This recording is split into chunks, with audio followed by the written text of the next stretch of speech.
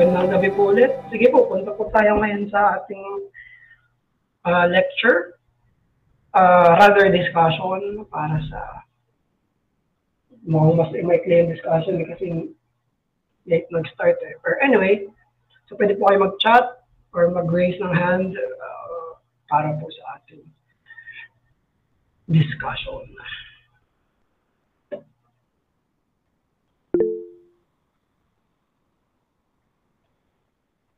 Sa G, ayan. Vin, go Vin. Hello, Pas. Clear ako? Si ano? Hello. Clear ako, Pas.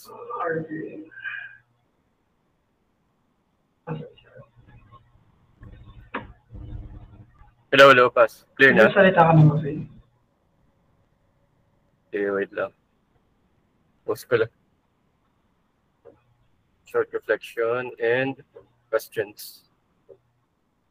Hindi kita rinig. Bakit hindi kita rinig? Dito pa. Hello. Ayun. Ayun. So start muna ako sa short reflection. Mabilis lang. Basahin ko lang muna. So for the first point. Sige, Vin, tuloy mo lang muna. Sige, wait na lang. Mag-out ako muna. Rejoin na ako. Sige. Wait kita, Pas.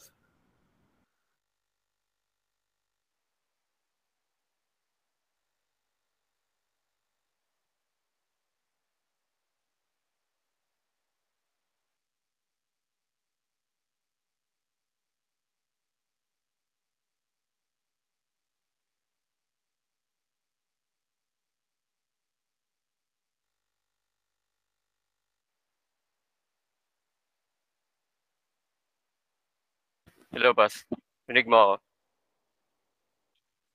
Ayan. Swap ako sa headset para makatulong din. Ayan. Clear, bro. Thank you. Sige. So let's start with the first point. The truest and best model of parenting has been shown by God the Father in His perfect and holy dealings with His Son.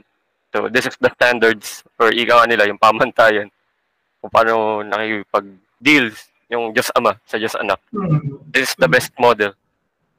Arguably the only model that we should follow with regards to godly parenting. Salamat sa Diyos sa kanyang kabutihan dito. Number 2, we have a Heavenly Father that works according to His will. He knows what is best for us, and we must seek Him earnestly in faith, for He absolutely cares for us. He is most pleased when we walk according to His will.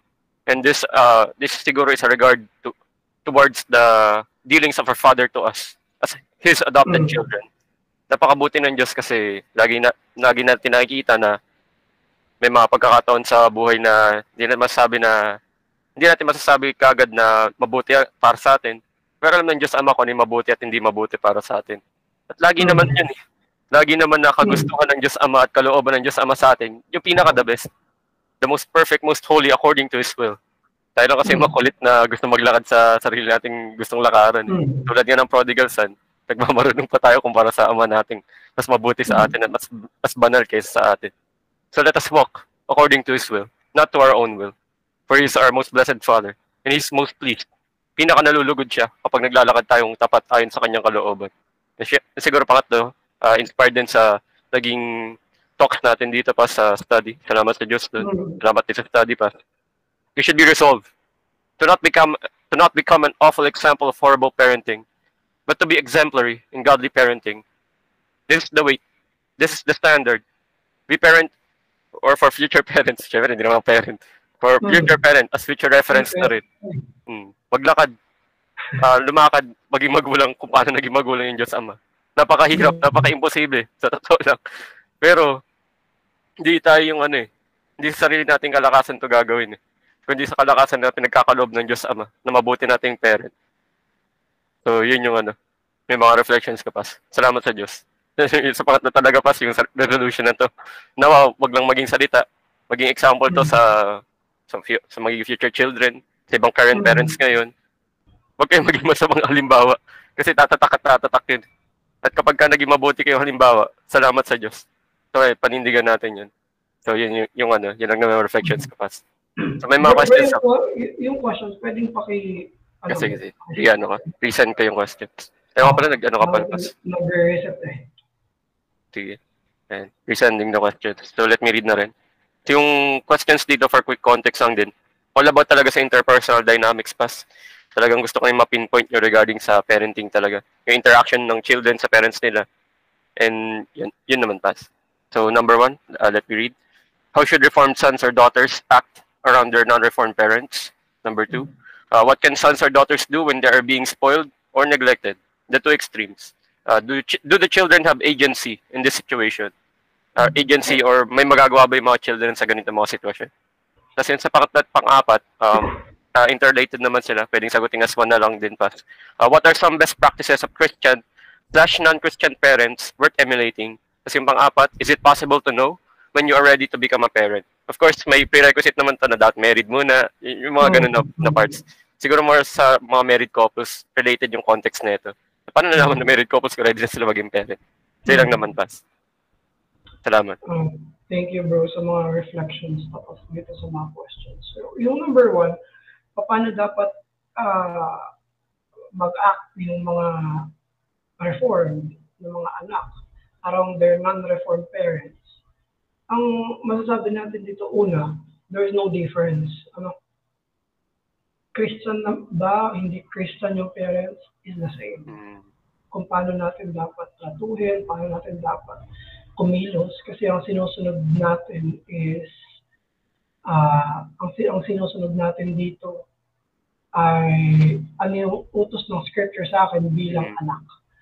So, yung nakalagay dun sa 5th commandment, honor your father and mother, hindi nakalagay doon, honor your reformed father and mother. Hindi nakalagay yun doon. So, vice versa. Yung mga magulang din, walang sinabi na doon na fathers, do not exasperate your reformed children. Kasi, gano'n. Train them in the discipline knowledge of the Lord kung sila yung reformed children. No, general ito, ang magulang ay magulang. Kaya ang susundin natin ay hindi kung ano yung religion nila. Converted sila, hindi converted. Ang utos sa mga tayo anak, may mga iba't ibang phases yan. Of course, sa mga under ng poder ng kanilang parents, lalo na sa kanilang childhood, hanggang before marriage, sila ay nasa ilalim ng authority ng kanilang mga magulang. Ang mga married, may ibang phase na yun, pero they should still honor their mother and their father. Kahit ano pa, kahit matanda na kayo pareho, honor pa rin. There is no time kung saan i-dishonor yung mga parents. So, yun yung aalisin natin na qualification. Walang kind ng parent, lalo na dito ang reform o hindi reform, Christian o non-Christian, na hindi dapat i-honor. May iba't ibang ways ng pag-honor. Kahit gano'n pa sila katanda. Kahit kasal na kami, kailangan i-honor ko pa ng parents ko. May anak na kami, kailangan ko i-honor yung parents ko. So, yun yung number 1, bro. Sa number 2 naman, anong pwedeng gawin ng mga anak kapag ini-spoil sila or nine-neglect sila? May agency ba yung mga anak in this situation? Mahirap to. Kasi una, at mas bata ka, mas gusto mo to. Mas gusto ng bata na nine-neglect siya pag bata siya. Ayaw ng mas bata na pinapakailaman siya. Pansinin natin yan mula childhood natin hanggang teenage years natin. Hanggang post-teenage years natin. Ayaw natin ng pinapakailaman tayo. Kaya yung neglect, na-interpret natin as freedom. Hindi isipin ng anak, pinapabayaan kami ng magulang namin. Hindi ang iniisip nila, uy, malaya kami. Uy, pwede namin gawin ang gusto namin. Kaya mahirap ito kasi bilang mga bata, makasalanan tayo, ayaw natin ng boundary, mas okay sa atin yun. So, okay sana, no? Kung may batang makaka-realize, no? Kung batang makaka-realize, Mama, Papa, kailangan ko ng boundary. Kailangan yung standard dito. Hindi pwedeng hayaan nyo lang ako. Okay sana, gano'n. Hindi ganun. Kaya ang gusto natin na Huwag tayo pakialaman, huwag tayo utusan, huwag bigyan ng boundary. Dapat kahit anong gawin natin, pwede. So, ang agency ng children dito, bro, magkasala. Yung pala sa kanila. Oo, yun ang normal dito. Medyo ganitong age, sa biyaya ng Panginoon, kapag na-realize natin na mali yung pag-spoil, mali yung pag-neglect, madalas tapos na tayo sa phase na yan eh. Doon natin na-realize eh, kailangan ko pala, dapat pala, hinigpitan ako ng magulang ko dati. Kaya ngayon, bilang mga nasa ganitong edad na binabalik tanong natin, okay sa atin eh, buti na lang pinalo ako, buti na lang disiplina ako, buti na lang, may ganun tayong realizations eh. But kapag nandun tayo, ayaw natin yun. Gusto natin, i-neglect tayo at i-spoil tayo. So, kaya hindi ko siya masagot ng diretso kasi habang nandun tayo, yung mga children naman na alam nilang ganun, kumbaga meron silang mga may sense ng maturity na hindi dapat ganun yung nangyayari. Madalas sila na yung kumukuha, nagbaboundary ng sarili nila. Oo. Hindi sila okay lang silang palabasin, pero hindi sila lumalabas ng bahay.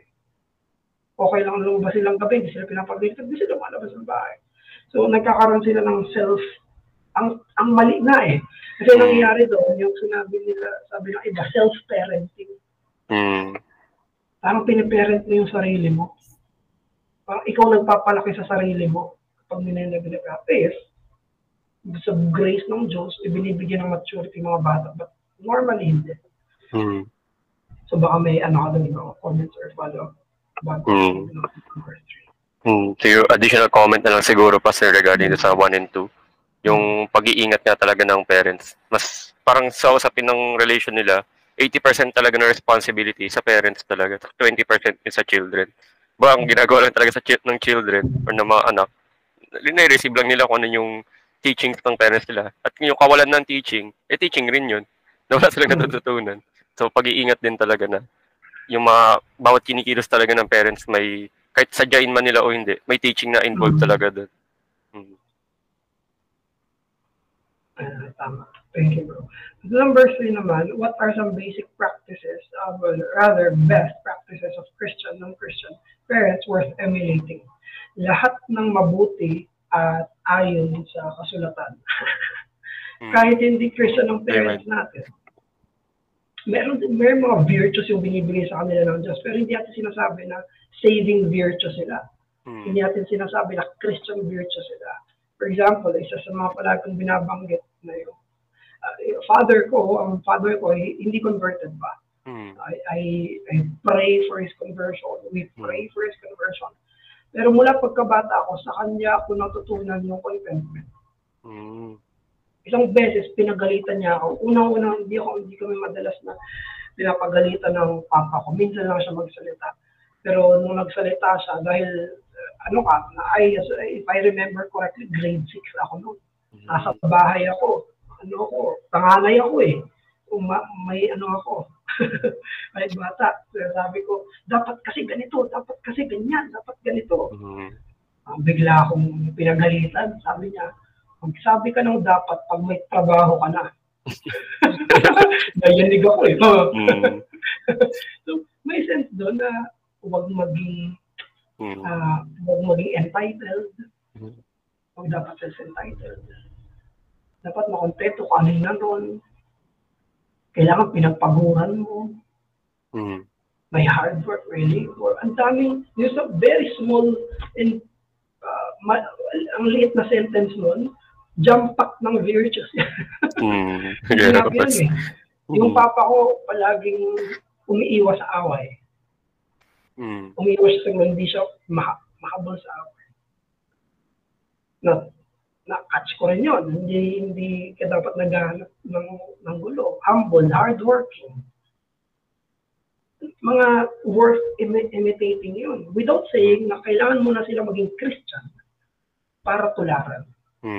Napakarami na pwede mong isipin na ganito yung ginawa niya, ito yung ginawa ng magulang ko, nagtrabaho sila, inalagaan kami, tinama kami, pinalo kami, sobrang dami. At dapat na makita yun natin sa kanila. Ang worth emulating ay kung ano yung biblical at ano yung virtuous.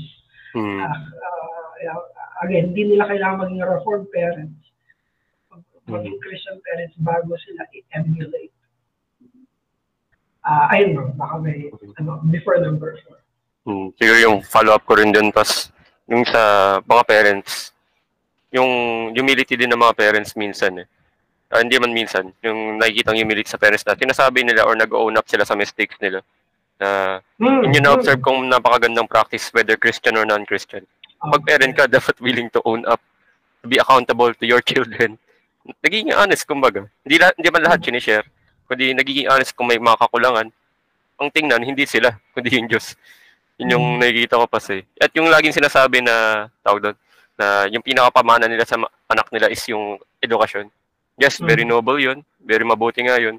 Pero as a step further, bilang mga Reformed Christians, bilang mga anak ng Diyos, ang pinamaganda pamana yung ebanghelyo ng Diyos. At wala nang iba. Nawa, yun yung maging yung nakikita kong best practice talaga. Yung laging ina-affirm yun. Reaffirmation na yun yung gustong ipamana sa mga children, dun sila gustong i-lead, dun sila gustong ikatagpo. Yun yung nasabi ko pas na isang yung magandang practice. Laging sabihin na yung kahalagahan ng ebanghelyo sa household. Huwag siyang bibitawan. Yun naman pas. Walang pinakamahalaga na pwedeng i-pass down at ituro. Kung hindi yung gospel, yung glory of Christ. Yes, bro. Tama. Amen.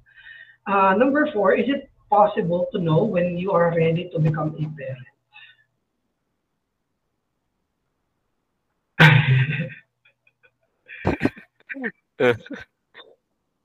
Kailan mo malaman na ready ka maging parent?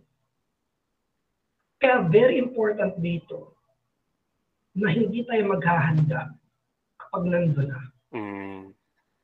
Totoo.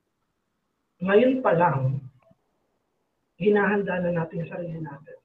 For example, parents. Kapag piniparent nila ng tama yung kanilang anak, tinuturuan din nila sila kung paano maging parent. Yung sabihin, kailan magsisimula mula pagkapanganak. Tama.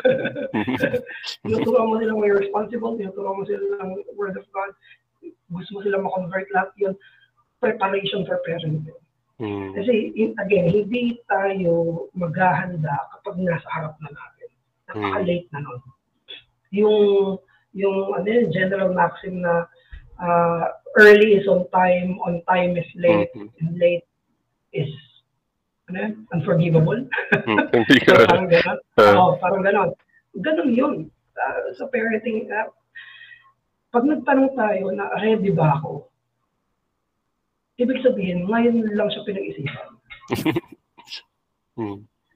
Parang marriage din. Kumbaga, pinaghahandaan yun as early as possible. Hindi ka pag nandyan na. So, ganun din sa parenting. At yung mga virtues na kinocultivate yung mga pinapagawa sa atin bilang single, pinapagawa sa atin bilang anak ng magulang. Lahat yun preparatory. Kumbaga, lahat ng mga pinapagawa sa atin, makaka-affect yan later in life. Sa totoo lang. Kaya, isang mapapansin natin, mas ready sa parenting yung may mga kapatid. Yung mga panganay na merong mga inaalaga ang mas maliit na kapatid. Mas mas prepared sila. Bakit? Experience sila eh. Parang meron silang knowledge na paano ba nangyari. So, as early, so iba-iba tayo ng provinces. Pero, yung preparation is as early as possible, hindi as late as possible. Kaya hindi ko masabi yung tanong na ready na ba ako?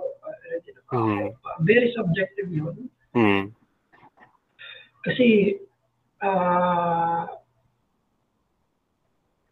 prerequisite ng marriage, dapat ready ka for parenting. Prerequisite ng marriage. Pag nagpakasal ka, dapat ready ka magpamilya. Part siya. Part siya. I know there's family planning, there's naintindihan natin yan, pero part yun. Part yun ng papasukin ng pagiging isang may asawa. So, ayun bro, any comment? Kasi hindi ko masasabi yun na ginagba ko rin. Ano yun eh, kasama ng preparatory natin eh, ginagawa.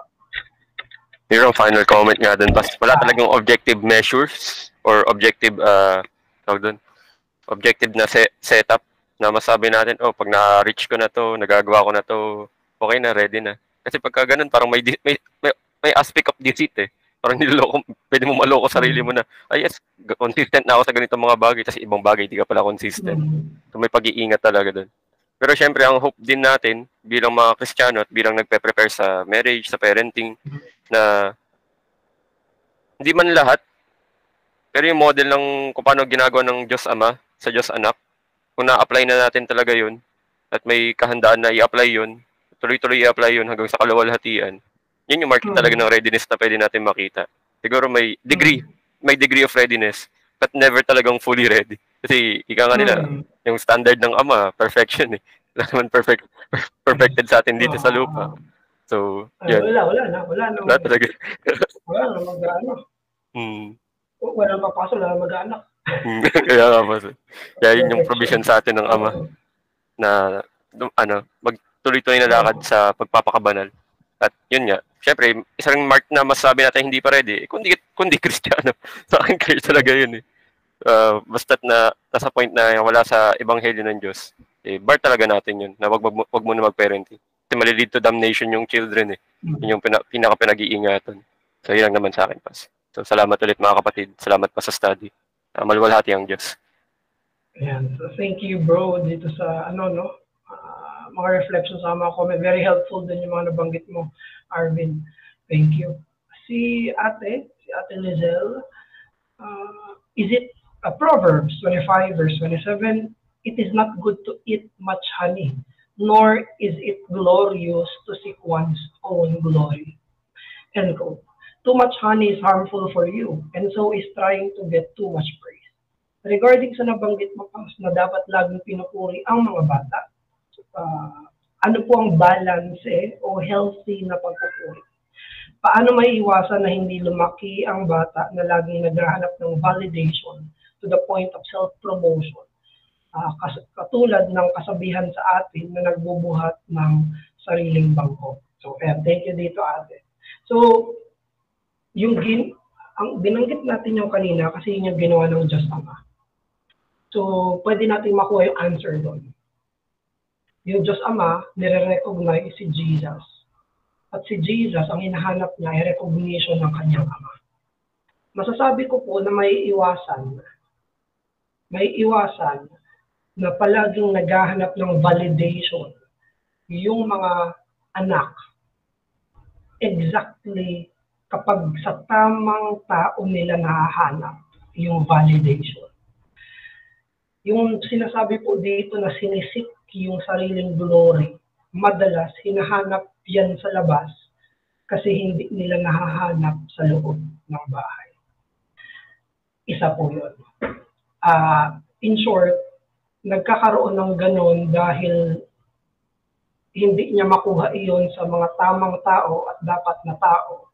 Hinahanap nila yon sa mga maling tao. Isa yun sa mga point. Si Jesus, ang gusto niya lang kuna ng praise ay ang Father. Diba? Si Jesus ay hindi niya hinahanap yung praise ng iba. Kasi meron na siyang Ama na kumikilala sa kanya. He doesn't need the praise of the faceless crowd. Kahit kalaban niya nga lahat eh. Kahit against sila lahat sa kanya, kahit lahat sila sinasabi, wala ka, mali ka. Pero okay lang kay Jesus yun. Bakit? Kasi alam niya, nakapanig niya ang Ama. Nasa panig niya yung kanyang Diyos, ang Diyos Ama. So, yung mga nakikita po natin madalas na mga nagbubuhat ng sariling bangko, mga nagyayabang, napapansin sa labas, Makikita natin yan, mga bully, nagbubuli sa labas, nagpapapansin, gusto sila lagi ang sila ang center of attraction, dahil madala sa bahay, hindi sila pinapansin. Hinahanap nila sa maling tao o sa ibang mga tao yung dapat sa tamang tao nila hanapin. Katulad natin bilang Christians, hindi inuutos ng Diyos na huwag tayo mag-seek ng recognition. Hindi inuutos ng Diyos na huwag tayo mag-seek ng praise. Pero gusto ng Diyos na hanapin natin yan sa tama. Ang isang example po nun ay ang Ama. Sabi ng Panginoong Jesus mismo, pag sa obedience at sa faithfulness ng Christian, sabi niya, "Well done, my good and faithful servant. Welcome to the joy of your master." In short, ang tama, ang healthy para sa isang Kristiyano ay hanapin yung recognition sa tama, unang-una sa Diyos. Gusto ko ang Diyos ang mag-recognize sa akin. Kahit hindi na ako i-recognize ng iba, pag ang Diyos ang nag-recognize sa akin, I will walk the path. So sabi ni Jesus, "Well done, my good and faithful servant." Na-recognize ni Jesus yung faithfulness, imperfect faithfulness ng kanyang mga lingkod. Gusto ni Jesus, gustuhin natin yung well done niya. So, isa po yung matter na madalas yung mga gusto sumikat, gusto center of attention, gusto binubuhat yung sariling bangko dahil madalas sila yung hindi nabibigyan talaga ng tamang tao.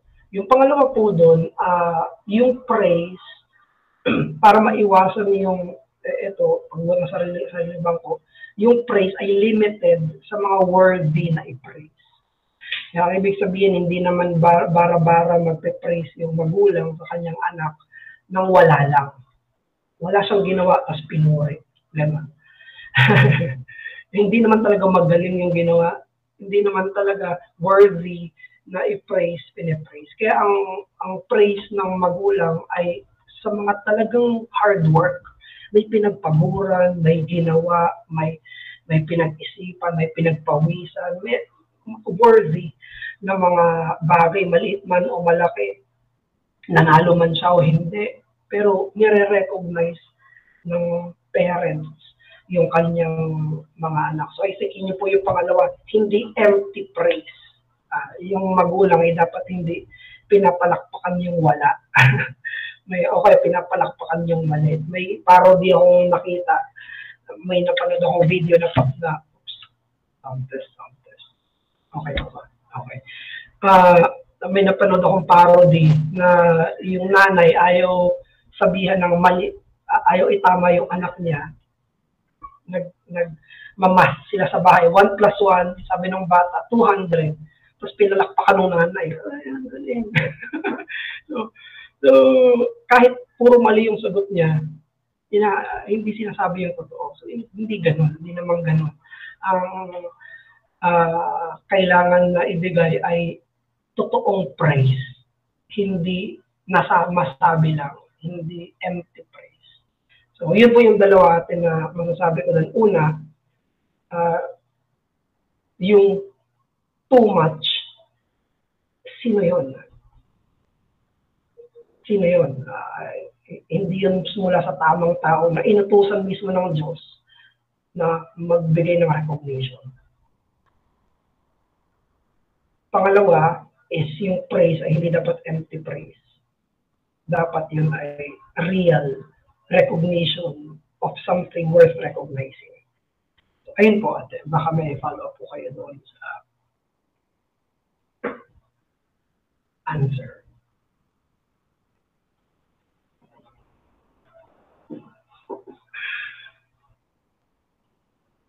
Ayan, okay na. Si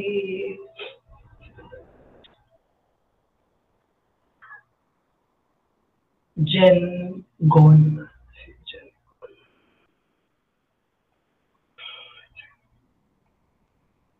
Okay, si Jen Gon muna yung una.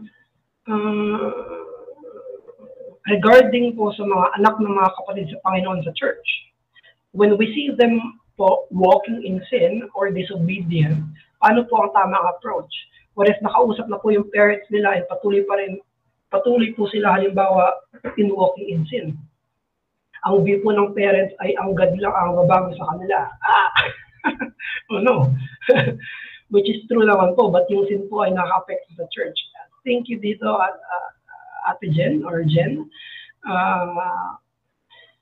Ang scenario na binigay ni Jen ay may ka-churchmate ka at yung anak ng ka-churchmate mo, so, hindi ko alam Ate Jen, no, yung mga anak ba ay member din ng church or hindi member ng church. May mga ibang scenarios na ganyan. So, nagkakasala yung anak ng isang member at kinonfront na yung parents, pero yung parents, yung anak ng member ay natutuloy pa rin sa sin dahil ang sabi daw ng parents ay ang Diyos lang ang makakapagbago sa kanila. Ay. I think ang daming problem po doon. Pero tama po yung step na ginawa. Ang unang-unang kakausapin ay ang parents. Lalo na depende sa edad ng bata. Lalo na nasa ilalim siya ng poder ng magulang. Tama po yung sinabi niya na kakausapin muna ay magulang. Dahil may kailangan silang disciplinary measure na ilagay dyan. Now, kung ganito na po yung nangyari, specifically as you have mentioned, Jen, dapat i-raise na ito sa pastor. Kasi ang sense nito, sinabi naka-apekto sa church, dapat i-raise na ito sa pastor. Yun yung Matthew 18. Yung Matthew 18 principle, yung nagkasala, may parent pa pala siya doon, silang kinausap, hindi pa rin nag-repent, naka-apekto na sa church, kailangan kausapin ng pastor, kailangan magharap-harap na. At dalhin na si pastor. Si concerned member, kasama yung magulang, at kasama yung anak. Kailangan magharap-harap sila para i-call out to repentance itong nagkakasalang anak. Kasama po yan. At na dapat gawin sa isang church, lalo na nakaka-apekto ito sa life, sa church life, sa ecclesiastical life. Hindi po, totoo na ang Diyos ay ang nagbabago, pero merong instrumental capacity ang church. At para isitahin yun, at yung parents bilang magulang. Ang mga salitang ganito na sasabihin ng magulang na Diyos lang magbabago sa kanila, ito po'y salita na hindi nagko-confront, o salita na hindi ina-address, o salita na hindi pinagtatrabahuhan. Hindi po natin, totoo yun, truth yun, pero yung truth na ang Diyos lang nagbabago, ang dapat mismo mag-urge sa atin na maging instrumental doon sa pagbabago na yun. Hindi yan dismissive dapat, o kaya naman ay negligent. Dahil ang Diyos na nagbabago, ine-neglect ko yung duty ko. Mali. Dahil Diyos na nagbabago, wala akong gagawin. Mali. So, yun po ang step, Jen, na dapat gawin ng concerned member ng church sa walking in sin na anak ng member ng church. Para yun sa kabutihan niya kapag ganun po ang ginawa. So, any follow-up po doon, Jen? Jen gone.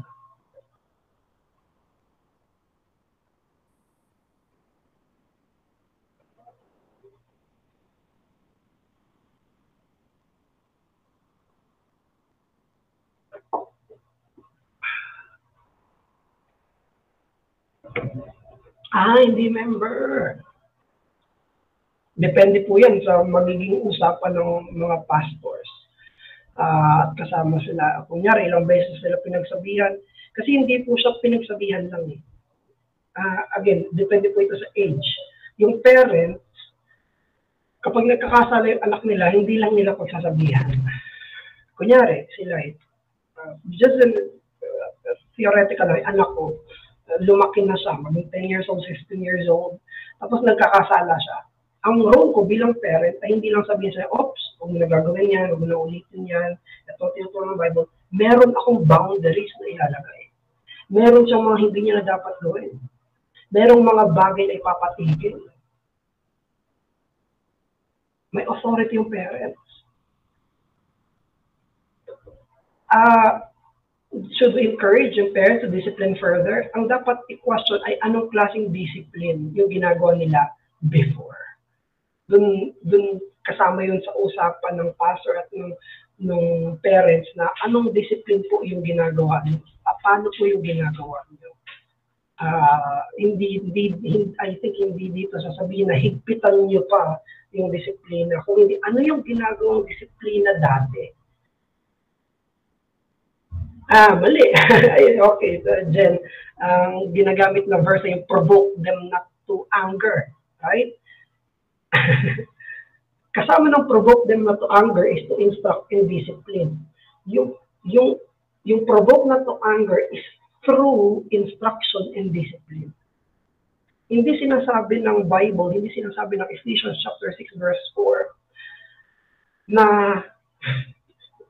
wag mong disiplinahin yung anak mo para hindi magalit sa'yo.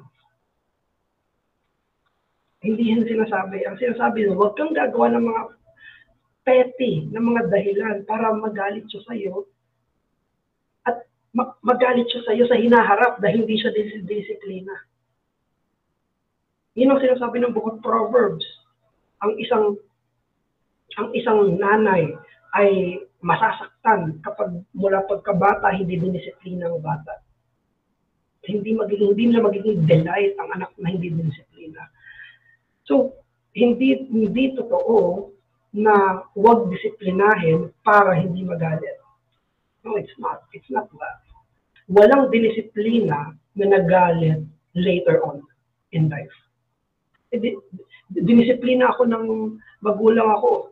Galit ako sa kanila. Hindi. Mga dinisiplina ng magulang ngayon, sasabihin nila, salamat. Pinalaki ako. Hindi ako naging ganito, naging ganyan. Jen, so I think very specific na, no? I think para na yan sa personal. I think medyo dapat personal na yan na pag-deal. Kasi kung ang sinasabi mo ay anak ng pastor, ang ganon, I think kailangang i-check yung qualification ng pastor. Dahil ang isang pastor ay hindi dapat nangunguna sa hindi pagdidisiplina. Nakalagay yan sa Titus. Nakalagay yan sa Titus chapter 1. Their children, yung children ng mga qualified sa pastoral ministry, they have obedient children, faithful children. So, I think big thing yan, hindi, ang qualification ng pastor ay he can rule his household well. Sinabi yan sa 1 Timothy chapter 3. So, I do not want to say na alam ko yung situation. I think private yan. Kung ganyan ang nangyayari, I think dapat na-erase yan sa kanya at erase sa iba at mag-involve na ibang tao, magharap-harap para dyan. I think very specific na kasi. Pero isa sa qualification ng isang pastor ay qualified, ay kaya niyang pamunuan ng kanyang tahanan. Ay yung sinabi sa 1 Timothy 3. If he cannot rule even his own household, how can he rule yung household ng Diyos? Very explicit. Hindi sinasabi hindi na magkakasala yung anak ng mga pastor. Pero there is order. There is discipline. There is instruction. So, ayun, Jen, I hope wag mo i-apply agad lahat. Yung dahil may iba-ibang situation, ang kailangan dyan ay personal na pag-usapan. Kasama ibang mga pastor magkakaharap. So, baka hindi na ako hingi ng follow-up kasi specific yun eh. So, thank you, Jen.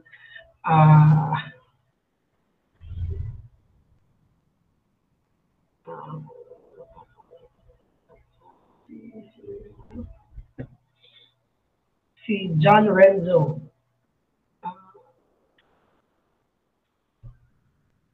Ang question ko po, paano natin dapat i-deal ang isang anak na nag-apostatize? Ayan, napakasakit niyan. Paano magbabago yung parenting ng isang Christian parent sa ganitong sitwasyon. Ayan, napaka-complicated nito, no? Kasi kapag sinabi natin na nag-apostatize, yung anak ng isang Christian, tapos nag-apostatize yung isang anak na yun, ibig sabihin, nag-profess siya ng faith, naging member siya ng church, tapos yung anak na yun, tumalikod sa faith. Ang una kong sasabihin na yun, sobrang sakit nun, tumagulang, na yung anak niya ay tatalikod sa Panginoong Jesucristo mismo. So, paano magbabago yung parenting? Ang situation na to, ang madalas, adulthood na, no? Either adulthood na, nangyayari siya. Dahil hanggat nasa ilalim ng poder ng parents ay ang isang bata, lahat ng mga ginagawa niya ay under ng direct parenting.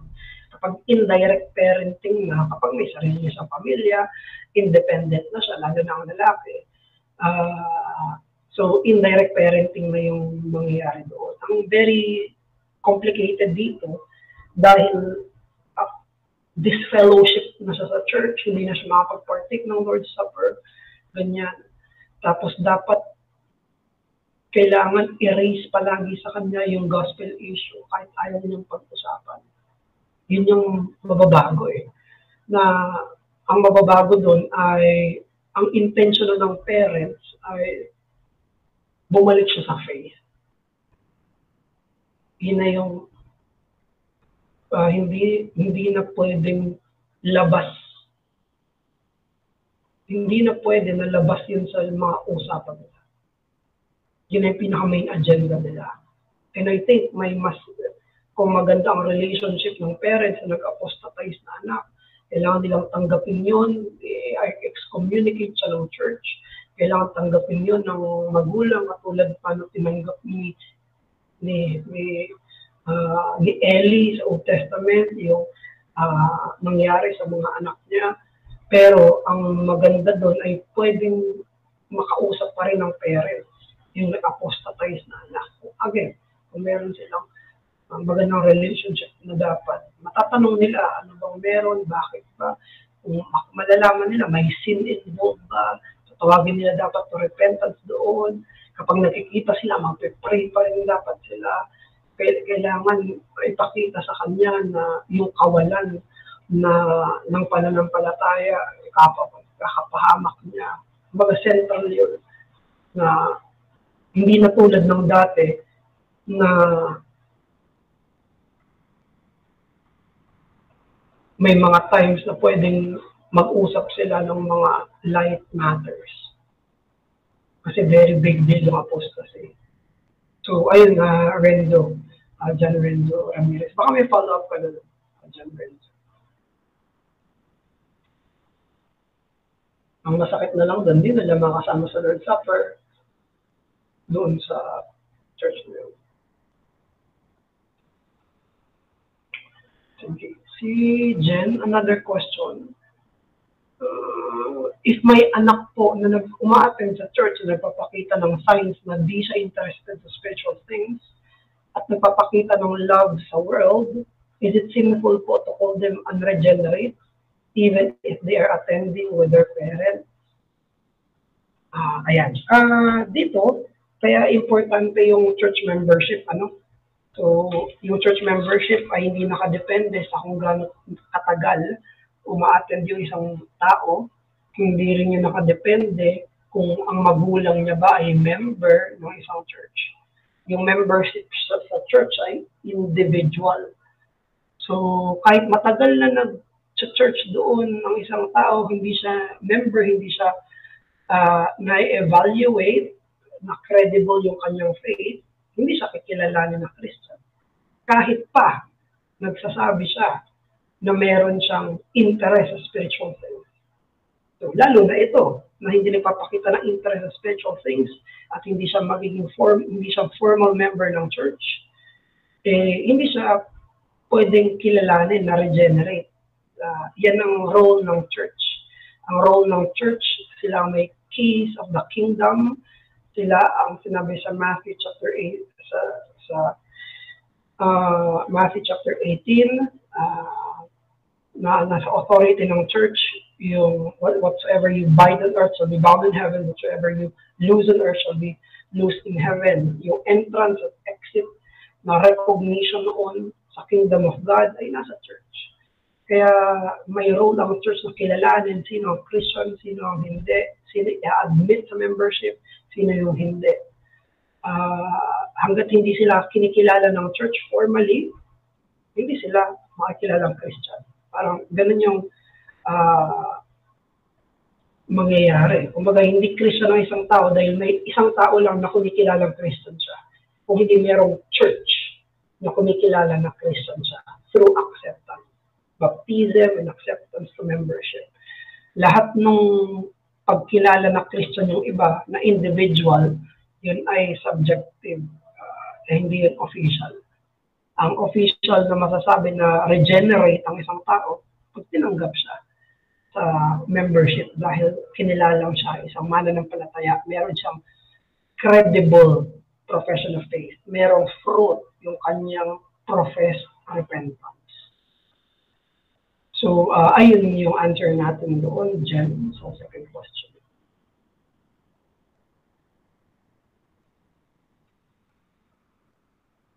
So, I check 11:07. So, meron pa po na any question or comments?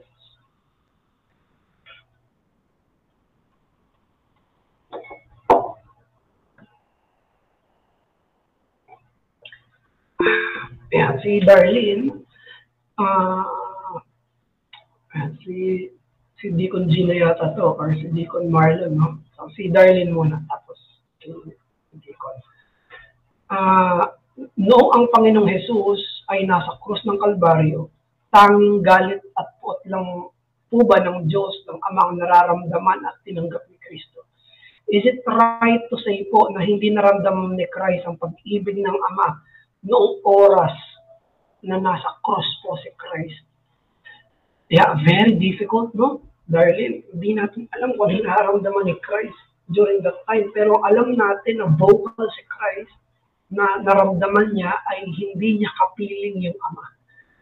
Kaya kinote niya yung Psalms. Sabi niya, ilay lama sa baktani. Sabi niya, my God, why have you forsaken me? Bakit mo ko iniwan? So, doon natin makikita, naramdaman ni Kristo yung buong puot at galit ng Diyos. Masasabi natin na hindi niya naramdaman yung galit ng Ama. Pero pinagkatiwalaan niya yung plano ng Ama. Kahit hindi niya nararamdaman yung pag-ibig ng Ama, alam niya na ang gusto ng Ama sa kanya ay kabubuti niya. Even during that time na iniwanan siya ng Ama. Tandaan natin ang cross ay hell. Tinanggap ni Jesus ang parusa sa kasalanan. Ang parusa sa kasalanan ay impyerno. Ang impyerno ay walang masayang presensya ng Diyos. Lahat na nasa impyerno ngayon, yun yung dinanas ni Jesus sa cross and more. Grabe. Kaya napaka-luwalhati nung tiniis ni Jesus. Tiniis niya yung galit ng Ama. Nagtiwala siya kahit hindi niya maramdaman yung pag-ibig ng Ama. Pinagkatiwalaan niya yung punto na yun. Alam niya na mabubuhay siyang muli. Alam niya na magre-resurrect siya even during that very painful. Iniwan talaga siya.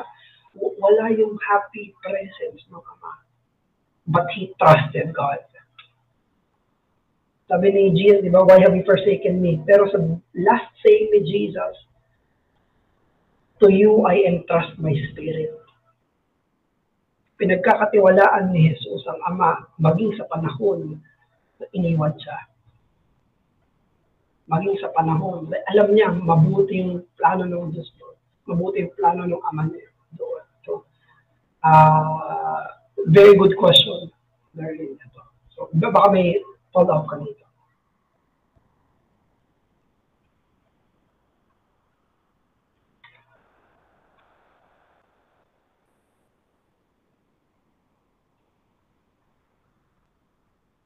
Any follow-up? Pag may follow-up, pa-chat na lang or Darlene na lang. So, si Deacon Marlon or Deacon Gino? Hello, Pas. Deacon Marlon. Yung question ko is yung, di ba Pas, tayong mga anak, hindi tayo, we are to honor yung mga, hindi natin mga tatay, pero hindi tayo required na sumunod sa kanila. Pero pwede igalang as parang elder, pero yung mga as parang hindi tayo mandated na sumunod sa kanila. Yung second question ko is yung sa mga hindi mananampalataya. Parang natin, since hindi, paano kung ba i-frame yung question? God the Father is their Father as in a creation or relationship, but not yung sense ng hindi talaga sila anak ng Ama unless na magkaroon ng gospel blessing, which is adoption. With regards to that, yung pag-honor sa Diyos Ama is parang hirap kasi parang logically hindi sila required dahil hindi nila Ama. Yung ganun Pas, ano yung niya doon? Not sure kung naintindihan niyo yung question, pero parang naintindihan ko dito. Gusto ko i-frame na question. Pag sinabi mo, nakapag-communicate ka sa believer na hindi sila anak ng Diyos, kailangan yung phone para maging anak ng Diyos. Hindi ako required na sundin siya kasi hindi ko naman siya ama. Parang, how do we answer that kind of argument, Pas? Ayan, thank you doon, Deacon Marlon. Dito papasok yung fifth commandment ay principial. Ibig sabihin, principle siya. At ang pinatutukulan doon sa fifth commandment ay lahat ng legitimate authority. For example, kung sinabi honor your mother and father, extended yan sa lahat ng superior. Part din dyan, yung authority sa church, authority sa state, yung lahat ng existing authority yan na may obligation to honor. So, hindi lang siya pangbahay. In that sense, ang Diyos ang pinaka-authority. So, kung ipaparaphrase natin yung fifth commandment, honor your authority.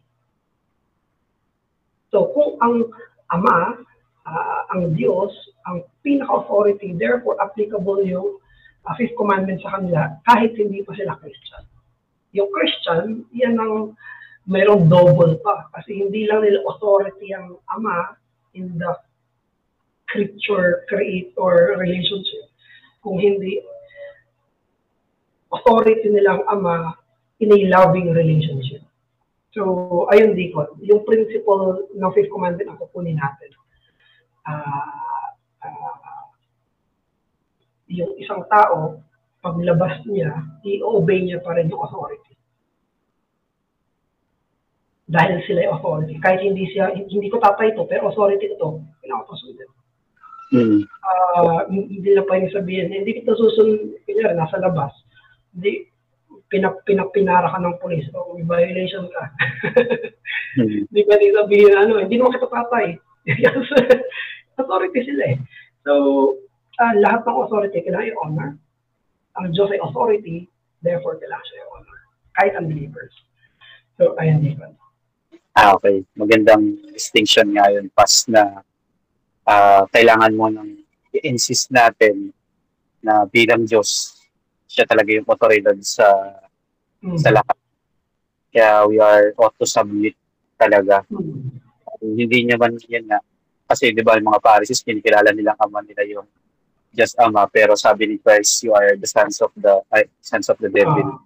Of your father, devil. Kaya despite nun, is subjected pa rin sa authority ng pagka-Diyos yung lahat ng nilalang.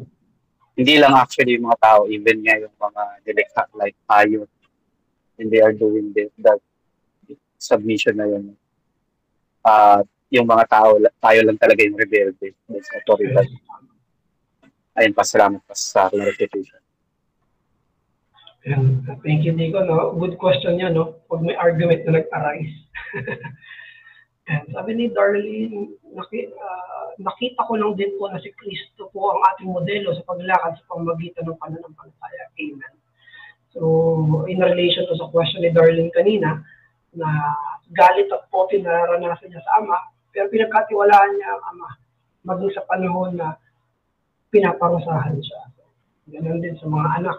Pagkatiwalaan natin kahit hindi masaya yung mukha ng magulang, pagdidisiplina, kahit wala kang kasiyahang nakikita, then we should still trust them. They are doing what is good sa pagdidisiplin sa atin. So, yun ang ginawa ng Panginoong Jesus. Ayan. So, time check, 11:16 na. Meron pa po ba? May mga question or comment?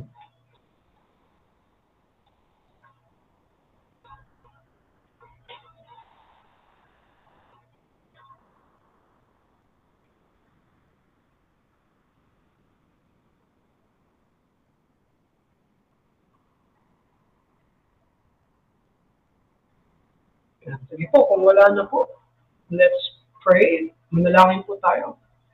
Manalangin tayo, aming Ama. Kayo po ang perfectong magulang, perfectong Ama. Maraming salamat po, Diyos. Hinihiling namin na turuan niyo kami, maging magulang o hindi pa magulang, turuan niyo po kami, O Diyos, sa mga ganitong palatuntunan. Dahil nakikita namin kung paano ang ginagawa ng mga magulang namin sa amin, ng mga tama, at makita rin namin na ikaw ang perfectong magulang, Ama. Ginawa mo kay Jesus, at ang ginagawa mo sa amin bilang mga mananampalataya. Huwag mo kami hayaan sa mga sarili namin, mga desisyon o standards o mga principles, hangon niyo palagi ang mga prinsipyo namin ayon sa banal mong salita. Ikaw ang tularan namin, O Diyos, hindi ang sanlibutan. Ikaw ang tularan namin, O Diyos, hindi ang kinasanayan. Ikaw ang tularan namin, O Diyos, hindi ang kasamaan. Hihiling po namin ang biyaya mo dito dahil sa sarili namin. We cannot be good parents. We can only be sinful parents. We will miss the mark, Father. Patawarin niyo po kami, O Diyos, sa aming mga kasalanan bilang magulang, bilang mga anak. At tulungan niyo po kami, O Diyos, na lumakad sa palatuntunan at refleksyon mo bilang Ama.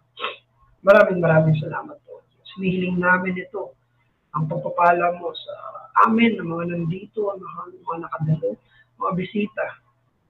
Bigyan niyo po sila ng magandang pahinga ngayong gabi at bigyan niyo rin po ang mga magtatrabaho pa sa graveyard shift ng kalakasan para magawa nila yung mga trabaho nila ngayong gabi, madaling araw. Maraming salamat po. Pinupuring namin kayo. Kayo ay dakila, mapagmahal, mabuti, mapagbiyaya, marunong, eternal. Sa pangalan ng perfectong anak na si Jesus. Amen.